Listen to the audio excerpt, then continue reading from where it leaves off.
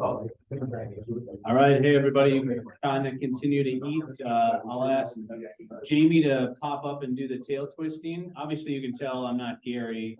Gary and Cheryl are in Africa. So you're stuck with me instead today. Hello, everybody. I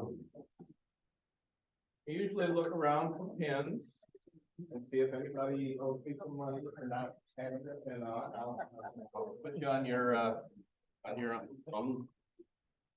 checking, and if you feel guilty or anything, let me know. I'm glad to take money from you. But let's start with Happy Bucks. I'll open it up. Gail and I were out in Portland, Oregon, visiting our daughter a week and a half ago, which was a nice trip. And we came back to not as nice of weather as Portland. Because Portland has sun all the time, it seems like, most of the time. So, well, they have more sun than we do. I know it's a low bar, but you know. So, anybody else, any Happy Bucks? Got something that you want to talk about? I'm happy to be back. COVID put me under. I didn't get COVID, but put me in isolation for 3 years, and it was my first meeting since then. I'm very happy to be back. A lot of changes over time. Good to see everybody.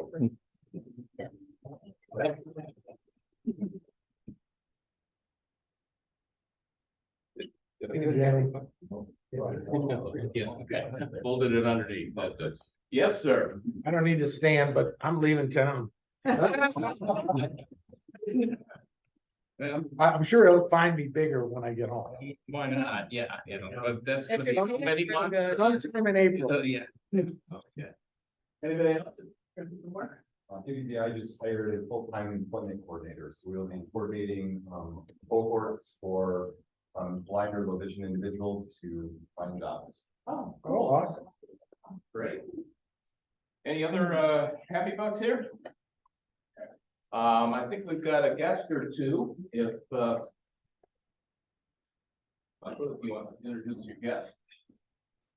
I brought Jeremy Clark, who's my marketing guy and works with me every day, and I thought he'd get to both in the lines. Very good. Welcome. And I think that's it with guests. Has everybody got their parking tickets for getting out of parking? Okay. Anybody else? Anybody, you know what?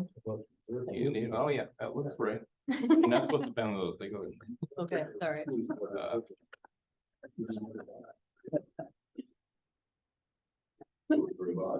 Okay.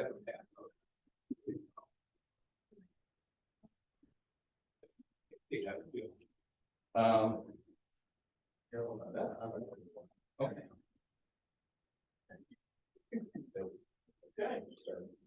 think we're about done. On this one. We're gonna do the raffle afterwards. So. Yeah, I've got some for you there too. Oh, thank you. I always. Just moving into some club business, and then we'll do the raffle. You know, I don't have much, although Ben just passed around the service project for February at Grace's table. Ben, you want to add any color? Then Sure, we do that. So this is, my wife asked me to come up and talk about Grace's Table and the service project for this month. Grace's Table is a nonprofit that serves teen moms in our area. And one way that it helps teen moms is to get everyone together for a meal. So Grace's Table is about some fellowship, getting people together. And what our group will be doing on the 21st is preparing this meal for about 20 different people. This is a mix of teen moms and kids. And we're welcome to join the meal as well. You know, so feel free to stay and participate in the meal. But what we're looking for is folks who are willing to volunteer to provide food, to be there in fellowship, to be part of the group. And if you are unable to do that on the 21st, what we'd also really like is diapers.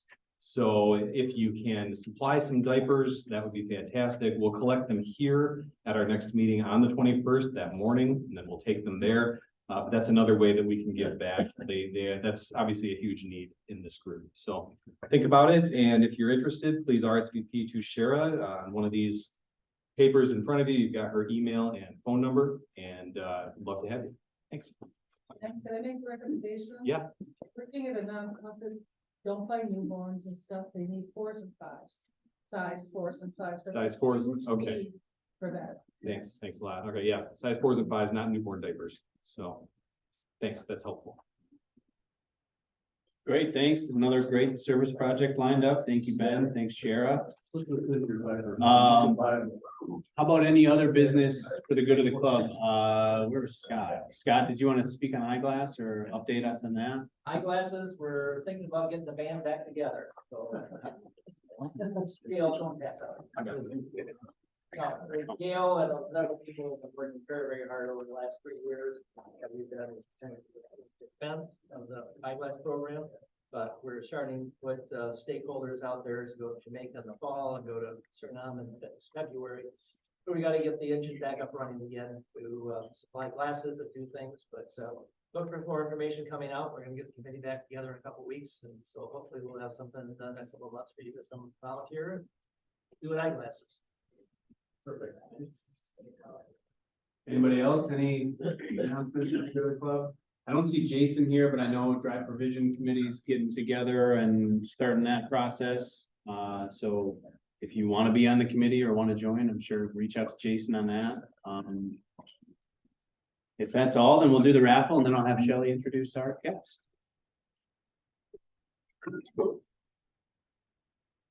Okay. Raffle. Yeah. Here. This one falling out right there.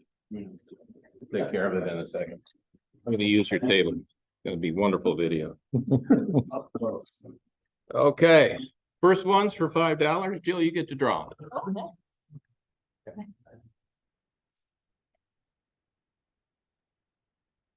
Say the number, Sure. Read it. 216-1479. All right. Here's the $5 winner. And then the next ticket is for the big money, which is hardly any in there since Kim won about 3 weeks ago, and you get half of what's in there, so you have very little chance. We've got 50 chips in it. So $5 winner. All right, the big winner, 216-1481. all right. Oh, now I gotta go back here.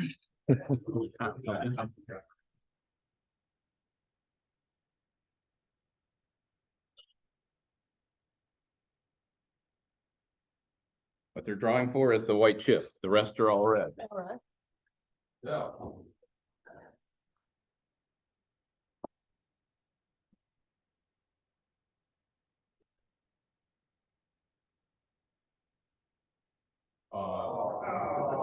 It's 1 out of Okay. All right, we've got Jill Frey as our speaker. I'll let Shelley come and introduce him. All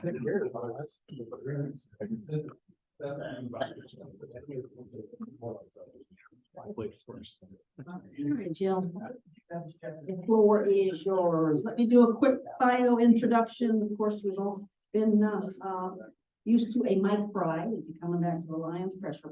Founder of Superbloom, but this is all about you. Superbloom Farms. It's a vertical hydroponic farm in the Madison Square neighborhood of Grand Rapids. And of course, prior to becoming a farmer and entrepreneur, where you did, you overhauls. In the furniture industry for most of your career, of course, various roles in leadership, sales, marketing positions.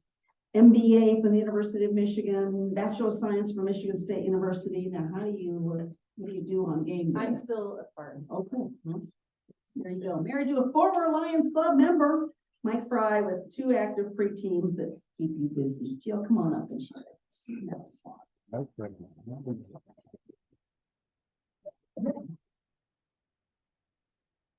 I did actually change because I wasn't sure if they would let me in. I didn't remember the dress code. So I changed in my farm before I got here. So I have a presentation. Let's see if this works. just because the picture's worth 1,000 words and this farm is really interesting.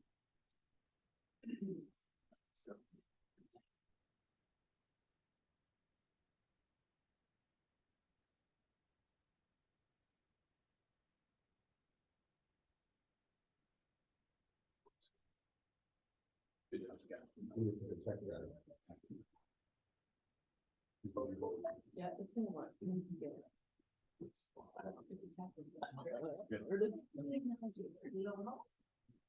All right, so, thank you so much for having me. I see old faces, not old, young.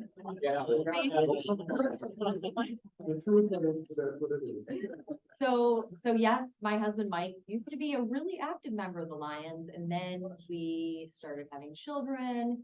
He did an MBA, I did an MBA, but actually, I think we're seeing the light at the end of the tunnel. Our son is gonna start driver's training, and maybe he'll be able to drive his sister around, and maybe we'll be able to re-engage with all the fun things that we used to do before we had these two wonderful people. Since it's a small group, I definitely want to make sure that I'm not just up here talking to you. It's really fun. If you have any questions at any time, just interrupt me, raise your hand. Like Shelley said, this is my urban hydroponic farm. So it's a little bit different because it's actually inside of shipping containers. So they're upcycled containers. They were once refrigerated containers overseas. And there's a company in Boston called Freight Farms, and they actually make the farms. So they're turnkey farms. So when you see inside of it, I'll show you some pictures. I did not do this on my own. This was built like this for me. And I'm a part of a network of freight farmers around the country. So you can see I've got two, and then I just bought my third farm on Friday. And so it's going to get shipped in the next couple of weeks. So the idea behind being a freight farmer and why I fell in love with this is that you want to move the farm to the urban area, not move the food to the urban area. So you can literally grow food inside of the shipping container wherever. I'm on an urban lot in the Madison Square neighborhood. It was actually a filling station that was not properly maintained, and so there was a lot of seepage into the ground, so it's a brownfield. So you're not able to plant into the ground, so they couldn't put like a community garden in it. But that's perfect for this type of farm because it's all inside of the shipping container itself. So this is actually my first farm being moved by crane onto its spot. So it's really fun. I've actually bought, all my farms have been used. And so I got one from upstate New York, one from Iowa, and they basically ship them to me. They bring them on a huge truck, pick them up, set them down, an electrician plugs them in, and then I start farming. Or that's what I thought. That's what the brochure said. There's a lot more to it, but it is pretty turnkey and simple. And so yeah, Mike and I were looking for something to invest in, either start our own company or purchase a company. He has a wonderful career at Steelcase. I was getting antsy, wanted to do something different, and him and I together both love this idea. I looked at lots of options of what I could do with my career, but we're both passionate about food waste. So like they say, if you're leaving a grocery store and you have not garbage bags, if you have 3 bags of groceries, you might as well just put one in the garbage because that's the rate that we're wasting food here in America, which I can relate because sometimes you buy something, you forget about it, kale. You find it 4 weeks later, liquefied in the bottom of your, yeah, it's happened. And so with these types of farms, you can grow thousands, like 5,000 to 12,000 of pounds of leafy greens a year in each container and harvest them, deliver them to a store that same day. And they're going to last for like 2 to 3 weeks in your fridge versus lettuce that you buy that comes, most of our lettuce here, because we're in Michigan, it's coming all the way from California or Mexico. And it takes, however long to get to us in transit. And by the time we buy it, it's been in a truck, sitting on a shelf, and it's not going to last as long in our fridge. So Mike and I really love that idea. We also love the idea of building a sustainable supply chain of food, like right in our neighborhood. So again, like you have a listeria outbreak or there's some water contamination out in California and you can't buy romaine, And that like scarred my daughter. She will not eat romaine ever. It's okay. But this is a great way to build a sustainable food supply chain here in your hometown through these farms. So also, I really love salad. And I know that's funny, but it's something that I've always really enjoyed eating. I've eaten salad forever. I've seen the health benefits of eating leafy greens, very nutrient dense. And so I love this idea of bringing that ability for people to eat more nutrient dense greens to the city. So this is the inside of the farm. Does anyone have any questions so far? Okay, so this is the inside of my farm, and basically what it is it's your standard 40-foot by 8-foot wide shipping container. It's a little bit higher, it's 9 feet tall. And when you walk in, you have these 2 walls of, you can do lettuce, I grow basil, edible flowers. I'll show you some of my products. And so you basically have 4 walls of product. And you can see there's LED lights that line it, all 4 sides. And basically for 16 hours a day, the lights are on. It's, giving the plants exactly what they need. It's blue and red. So together it kind of glows purple. And you're growing, like I said, thousands of pounds of lettuce. And the farm's day is our night. So that's both for like the farmer. I don't like to be inside of it when it's all lit up like that. It's hard on my eyes, but also electricity is cheaper at night. The rates are better. So the lights go on at like 2 o'clock and then they go off again like at 7 a.m. the next morning. And while the lights are on, and this is all automatic, by the way. So the farmer really doesn't do more than like plant seeds and harvest. It's getting watered automatically. It's getting lit automatically. It's measuring all the chemicals, not chemicals, but nutrients like electroconductivity that's happening and pH levels, and it's dispensing things for me based on, it's amazing. I actually have an app that I run it off of. But while the lights are on for 16 hours, it's also intermittently feeding the plants a nutrient water that's held in the tanks in the back every about 40 minutes. And it'll run from the emitters like up at the top of the wall, and the water goes down and it gets collected in this trough and it goes back into the tank. So it's a closed loop system. So the word hydroponic literally means soilless growth. So I don't use any soil. And then you can see the wall when the lights are off as well. And this is what they look like. They're little pods, and it's actually like a coconut husk peat moss pod.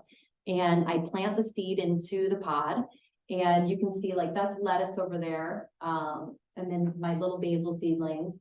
But basically from the time that I plant a seed to the time I harvest, it's about 7 weeks. So because you can make the container the exact humidity, the exact temperature, give it the right light, you can really kind of cheat a little bit and speed up the growth process inside the farms. So you're giving it exactly what it needs. I have 2 farms. In one of my farms, I only grow basil, and I have it set to be like the exact temperature and humidity of the Genovese region of Italy, because that's where basil is the best. It tastes the best, it grows the best.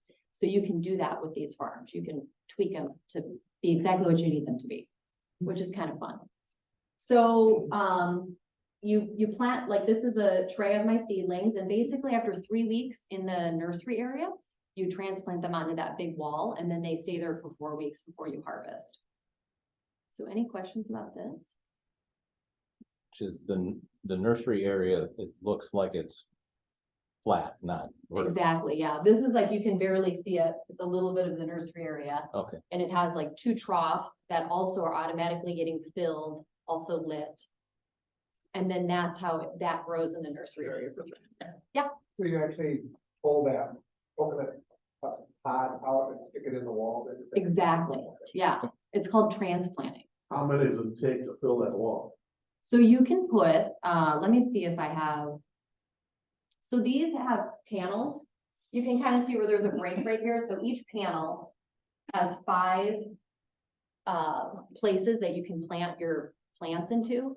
And there's 88 total in the farm. And so when you're a freight farmer, you take your farm and you divide it into quarters, and you're always planting so you can harvest 1 quarter a week. So you do like 22 panels. And inside of each panel, you can fit 45 lettuce heads. So you're getting like, you could get 5 pounds of lettuce from one panel. And then you have 88 of those going at all times in your farm. Does that make sense? What else? Jill, what are those seeds? What are those seeds? This one, these are lettuce seedlings. That's your lettuce. Okay. Yeah, so there's, like I do so you can do, some farmers take like a CSA model, which is, what does CSA stand for? Like community supported agriculture, right? And they will grow tons of things inside of one farm. That's really difficult to do because as I was talking at this table, like the different plants that you plant take up nutrients at different levels. And so it's kind of better if you're doing like all lettuce, it likes one temperature. If you're doing all basil, that likes one temperature and one kind of nutrient. That's called monocropping. That's what I'd like to do. And I'm trying to do that. Although I lost my entire farm of basil 2 weeks ago. And so I had to tell all my customers, I don't have basil for you. An electrical outlet. So this is interesting, right? Because farming is difficult. I thought it was going to be really simple inside of a controlled agriculture environment, but it's actually, we have weird things happen, right? Like maybe it's not raining enough outside for traditional agriculture, the sun's not out, but in my farm, an electrical outlet tripped, and it was for my main pump that pumps to all my basil in my farm. And I came in from the weekend and my basil was dead, and my heart dropped, and I looked, and like the red, on the electrical outlet, it had tripped and there was a red light, and I just reset it and it turned back on, but I didn't know it for 2 days because I was not at my farm for 2 days. So would you be able to create, where that triggers a notice to you? So I just found out that, and you guys, maybe some of you know this, or, like you're leaving your home for a couple months to go somewhere else. So I found out that you can put electrical outlets that are smart, that will tell you within like 6 to 7 minutes that it was tripped. Yeah. And then that way I would know to go to my app and say, oh my gosh, like if I'm not home, or if I'm able to run down to the farm, I could at least turn the lights off. Because essentially what was happening was it wasn't watering my plants, but it was still lighting them because the system thought it was on, but it wasn't, the outlet tripped. And so I was frying my basil. And my husband, he was like, is it too early to problem solve? I'm like, yes, it is. It's not cooking. But he was like, maybe you can sell it dried. And I'm like, oh, that's a great idea. But it wasn't even good. Like it had dried and it had rotted and it was really not good. So there's a lot of risk in this because it's very techy. You're really relying on a lot of power. But I'm learning, like to your point, I didn't know that there were electrical outlets that were connected to an app that would alert me that, a system got tripped. That's amazing. So I'm going to have to start using more things like that. So who's the end market? What do you sell at the farmer's market? Are you in stores? So, okay, so that's another Yeah, thing. retail. You can do whatever you'd like as a farmer. You could, there's basically like 3 main markets. You can do restaurants, you could do CSA, or like, I could go to like the Fulton Street Farmers Market, or you can go into retail. And so I decided, I wrote a whole business plan around retail and restaurants, simply because we have a cottage up north. And I did not want to be at the Fulton Street Farmers Market every Saturday. It's a lifestyle thing, right? And that's also very hit or miss. And it's also difficult to be a lettuce farmer at the Fulton Street Market because you need to keep your lettuce really cold. And it's a little bit harder. I'd have to have a refrigerated truck and all the things. The margins are a little bit better because you're selling direct to consumers. But what I did was, are you guys familiar with the Bridge Street Market?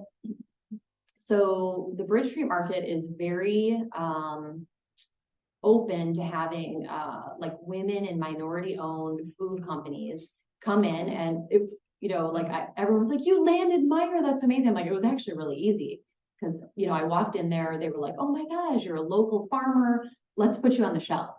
So I'm at the Bridge Street Market, and I sell basil, and I have 2 different kinds of lettuce. I have a Superbloom mix where I have edible flowers in the lettuce mix, which is really fun. I call it like a dinner party worthy salad.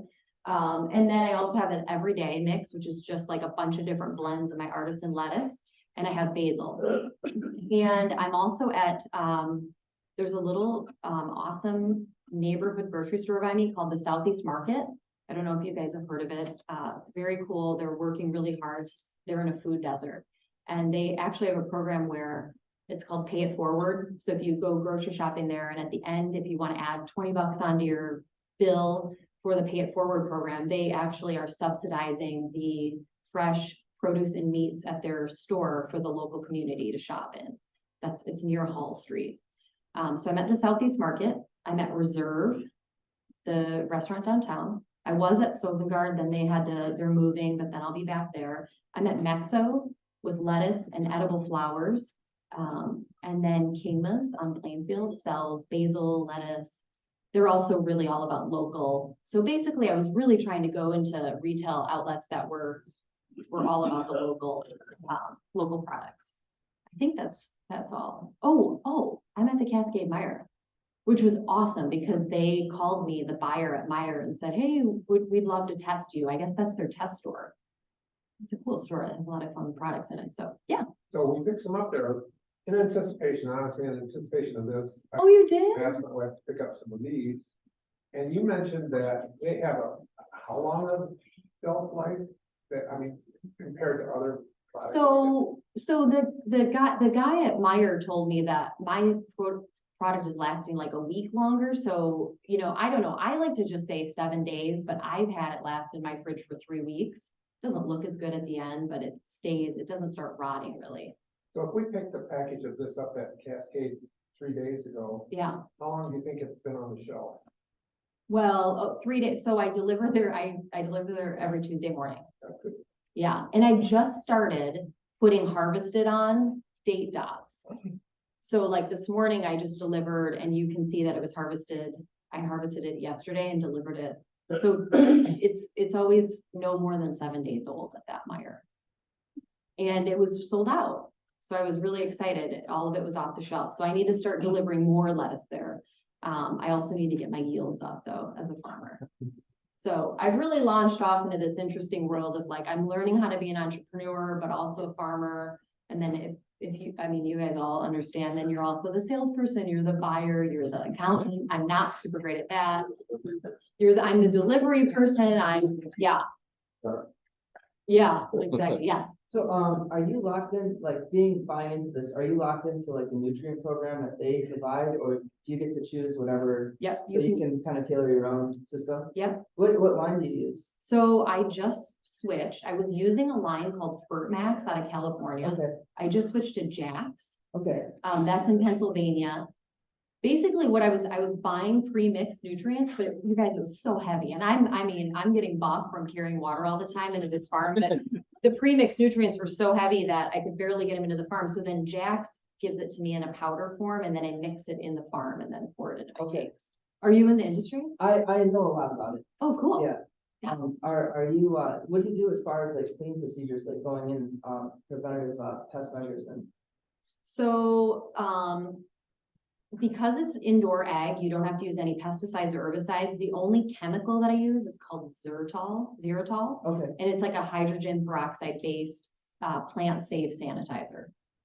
I just wondered, like, if you have to worry about, because if you got powdery mildew or anything in there, it could potentially just wipe everything out. What do you do for a living? This guy knows that. I know. What kind of hydroponics are you in? Yeah. Because marijuana is, I'm not saying you're growing marijuana, but it's actually, but maybe I am.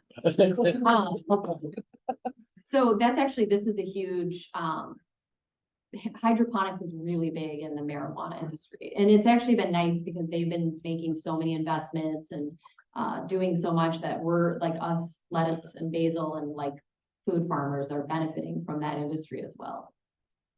Yeah. Your new farm Mhm. that's coming in, is it gonna have an additional crop, a new crop, or is it going to expand what you have? So I decided for my new farm, I'm gonna do like half basil, half lettuce, because then if my basil ever dies again, I have I need some redundancy. Like the monocrop thing, I was like, this is the best idea ever until it all died. So Also, full disclosure, when I wrote my business plan, I was not gonna grow lettuce. Lettuce is actually like, we have Revolution Farms in town. I was like, I don't wanna grow lettuce. I wanna be very differentiated. I only wanna grow basil. And then I was telling people what the name of my company was, and they're like, Superbloom, or are you like opening a florist shop or something? I'm like, oh shoot, sounds very like flowery. But then I found out you can grow edible flowers, so that's been really fun, and it fits better with my name. And then lettuce is such a great thing to grow because it's so great for the community, for the nutrients, and so yeah. I'm kind of like open to. I know I don't need to start growing 400 things, which some people do. Some people grow a lot, but it actually is harder than I thought to grow. I thought it was just like pop it in the seed, follow the, the formula that Freight Farms gives you, but it's actually more difficult. So I've been trying to like focus in on how to grow the best lettuce that I can grow, the most flavorful. There's so many things that you have to do to make sure it's perfect. So I don't want to I'm nervous to then, but when I first started, I was growing like scarlet frills, collard greens, tatsoi, so many things. But then I had nobody to sell it to, because it was so silly. I didn't have a market yet. Yes. So what does a retail box like this sell for at Cascade? Thank you. So the Superbloom mix sells for $6.99 or $7.99. I just took a picture. I forget because it's all different in the different places.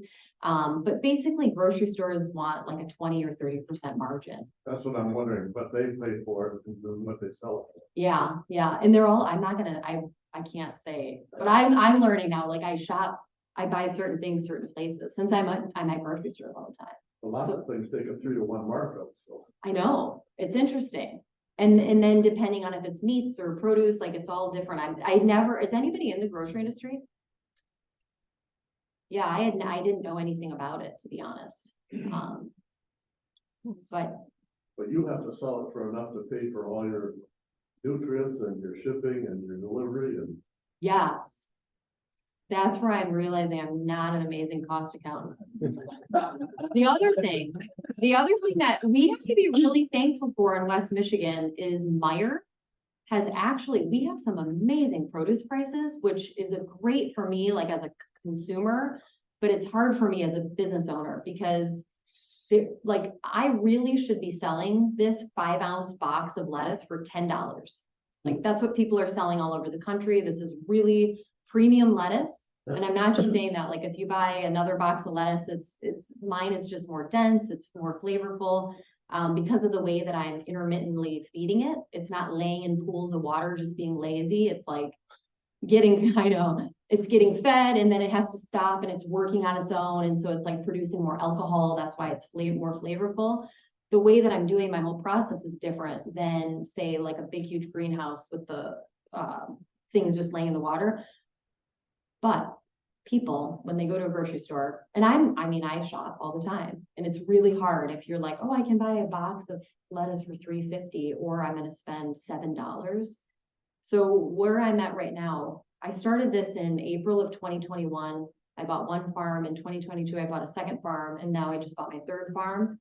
And I've been just like learning how to farm, but I need to get back into, I actually came more from a marketing background and I'm not doing a great job. Like at Meijer, there should be a sign telling people who I am. There should be a QR code that you can scan. There should be a video of me showing you why this is better for you, why you should buy it, educating people more because it is more expensive and it's local. Is the edible box more expensive than? Yeah, the flowers, it's like $1 more. Is that picture behind you all edible that you grow, everything in that picture? Yeah, I do grow everything. Yeah. So the edible flowers, I grow tons of edible flowers. The chef at Reserve, he's been giving me all these like, please grow Chinese forget-me-nots. I'm like, sure. Like I'm new, so I'm really opportunistic and I'm planting lots of things, but I want to have a flower tasting at my farm because they're really interesting. Like some are spicy, some are really sweet. Forage tastes like cucumber. And then this is a salad that uses my Superbloom blend. So I grow something called red vein sorrel. It's like a lemon flavor bomb. It's so yummy. And it's beautiful. Like it makes a salad pop. And so this is a salad made with my Superbloom mix with a couple flowers and the red vein sorrel. It's for lettuce lovers. use nasturtiums in the fall. So, okay, I planted nasturtiums and they just took over everything. Like I found them on the other side of the wall. In the fence. And I even made a post about it because I was kind of like, look at these nasturtium, like nobody can hold these guys back. Like they're just, they go wherever they want to go. But then I wasn't paying close enough attention and some of my, like my calendula, like all of a sudden was like dying. My violas didn't look good and I looked behind and they were like wrapping themselves around things and choking the other. So I was like, this is not a team player. Took them out. But then I just had a woman this morning who does this midnight patisserie company. It's amazing. She makes these beautiful pastries and she just texted me and said, do you have any nasturtium leaves? Because they're really cool looking. And I told her, sorry, I had to rip it out. But yeah, so I am really truly learning by trial and error, mostly failure some days. But it's a great way to learn. And it's also a very, very new industry. So there's a company in Detroit called Planted Detroit. He actually, the CEO came over and he's getting into flowers. So he wanted to see my flower operation. And we both were talking about how the more hydroponic farmers can share with each other about powdery mildew, what do you do? How do you prevent it? And not be so secretive because it is such a new industry. And we're about to have to feed a lot more people on this planet and we need other ways to grow things. So hydroponics is not going to replace traditional ag. We don't want it to. But when you're talking about growing leafy greens, you're using 98% less water than traditional ag because a leafy, a piece of lettuce is like mostly water actually. That's a great candidate for a hydroponic farm to be grown inside of instead of putting it into the ground, right? But we need to help each other learn how to get the best yields and, which products to use.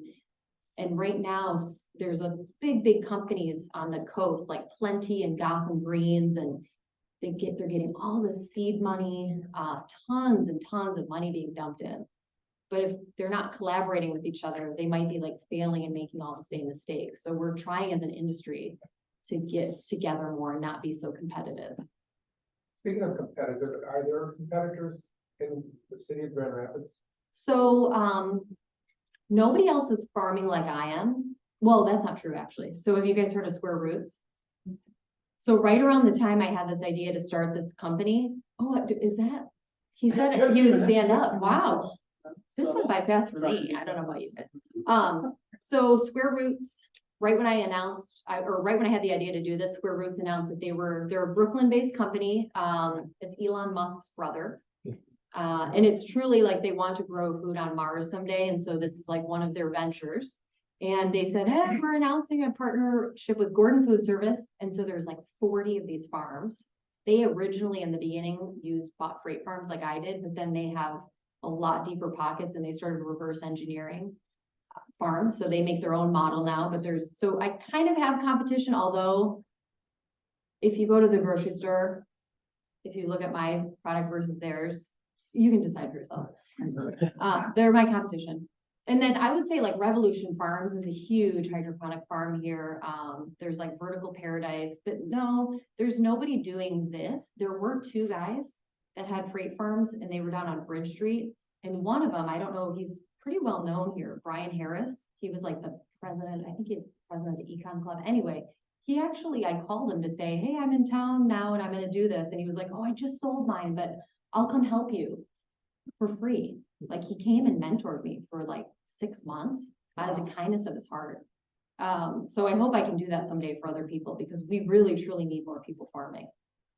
Let me just make sure. Okay, so this is just really quick, some more pictures, but that's like the seedling table. That's me packaging basil. That's me lifting the panels off the wall. This is my product at the Cascade Meyer. Oh, $6.99. That's probably the best deal at the Cascade Meyer. I think that's same as Bridge Street Market. And then that's my basil at the Cascade Meyer. And then this is just the app, just really quick, because I think that's really fun that you can run this whole farm off an app. And then these are the future farmers. So these are really popular for schools. In fact, I was speaking at Career Day and I told all the kids at the school, I'm like, you guys should tell your board, your school board, to get some freight farms here and you could be growing product for your school. I'm actually talking to the Grand Rapids Public Schools. I didn't really get into like the whole like other reason why I started this, but like how amazing would it be if they could, you know, if I could provide one lettuce, like one salad a week to the students, like somewhere near my farm. So I'm talking to a bilingual academy near me. But it's a really great like SEL learning, the social emotional learning. It's an amazing experience for kids and students to be able to work inside the farms. Oh, and yes, the shameless plug of all the places you can find me. Dorganics is actually a friend of mine. He started, it's an organic food delivery service. And yeah, Dorganics. Yeah, organic food right to your door. So anyway, thank you so much. Thank you. I hope.